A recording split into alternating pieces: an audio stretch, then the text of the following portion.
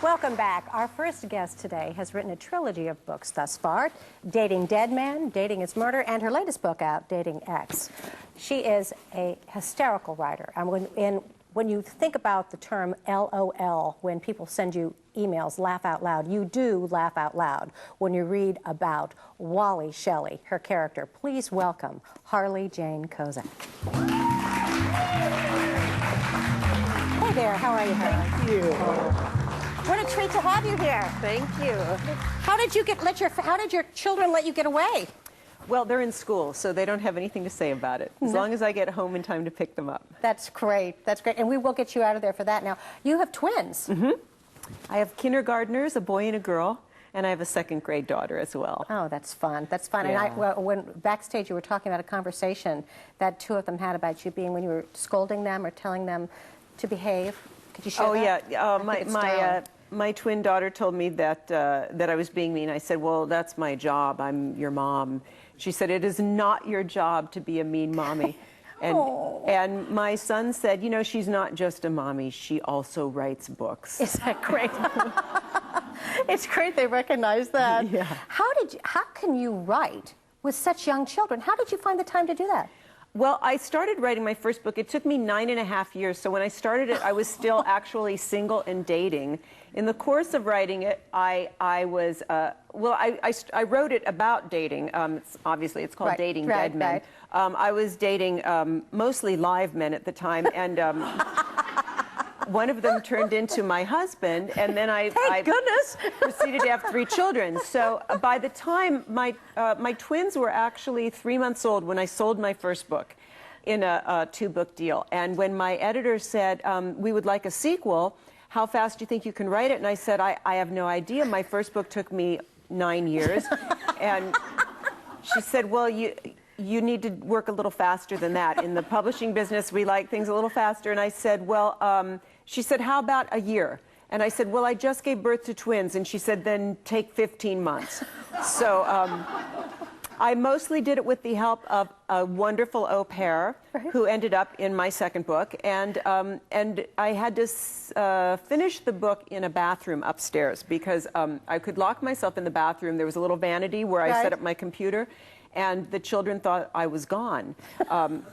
By the time I was writing the third book, they were smarter and older, so I couldn't get away with that. So now I mostly write in my car, often sitting in the carpool lane, picking up my kids from school. Picking up your kids. Now, see, I hadn't met you before. I'd heard a lot of wonderful things about you through our mutual friend Sherry Halperin. And you think funny, don't you? Because your character is funny. I mean, Wally Shelley is a funny girl. She's been described as quirky, and the escapades she goes on. And I haven't read all 3 books. I will read the other 2, but I'm anxious to read them. The first book was hysterical in the multiple plots. How do you come up with that?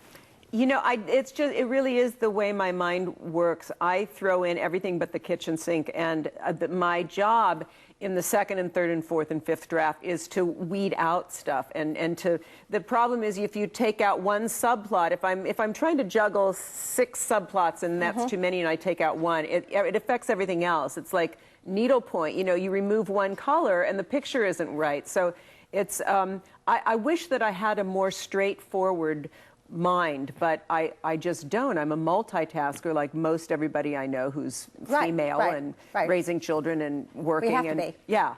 So that all goes into my book. Well, but if you wrote in a different style, then you wouldn't be who you are, and it wouldn't be variety. No, I'd be Hemingway or someone.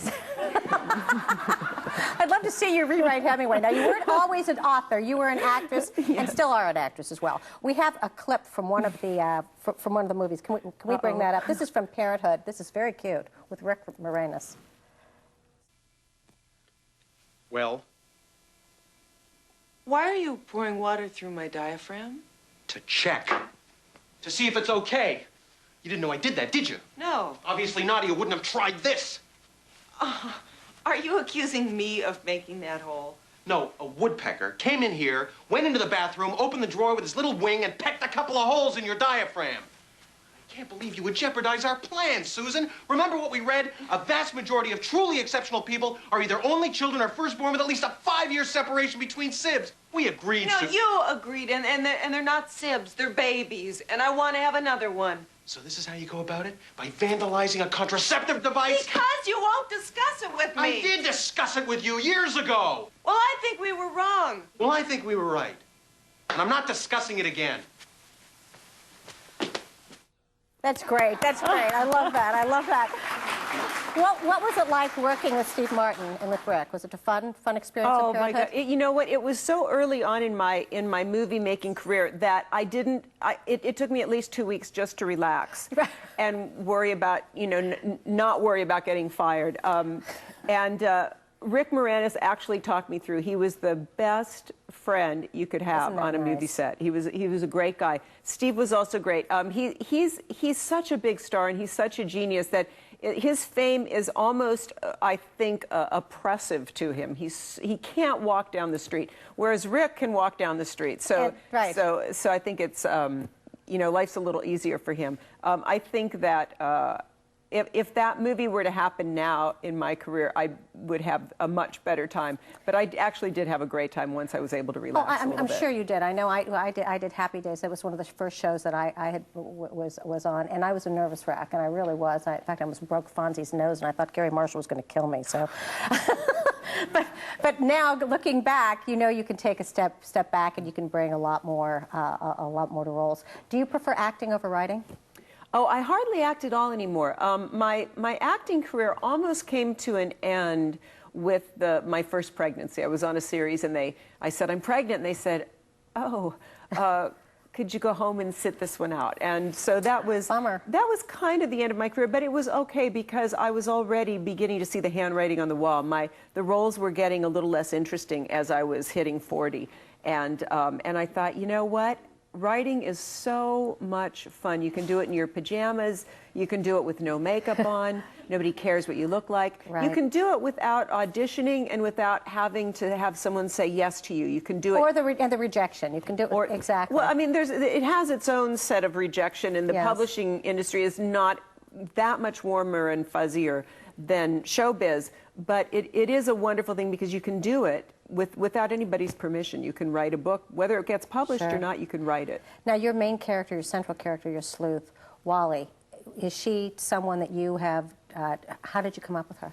She's she's a compilation of people. I think most of us who write fiction, use everybody that's in our life. And she was a compilation of my best friend from 4th grade back in Lincoln, Nebraska, named Sharon Samick, who had Sharon's Hallmark shop.